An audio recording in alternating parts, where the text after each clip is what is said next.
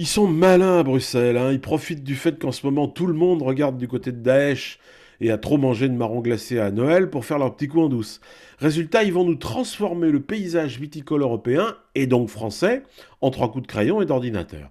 Depuis le 1er janvier, suite à une circulaire eurocrate, on peut produire n'importe où en France du VSIC. Ah, c'est pas facile, hein. Du vin sans indication géographique. VSIG. Ce qui veut dire qu'ils ont complètement bouleversé le système des droits de plantation, qui était jusqu'à présent extrêmement réglementé. On ne pouvait planter, vous savez, que dans les régions de production et à des doses homéopathiques. Tout ça, c'est fini. On en revient au bon vieux vin de table de Tonton Roger, celui qui attaquait l'émail de la cuvette des toilettes si on avait le malheur de mal viser.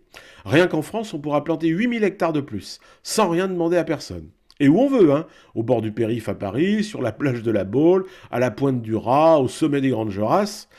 Déjà que les viticulteurs ont du mal à vendre leur vin, si on charge la barque du marché, c'est pas ça qui va arranger leur situation. D'un autre côté, si chacun veut faire son vin chez soi, après tout pourquoi pas. C'est un espace de liberté supplémentaire qu'on donne aux citoyens. Moi par exemple, je tenterais bien le coup dans ma baignoire.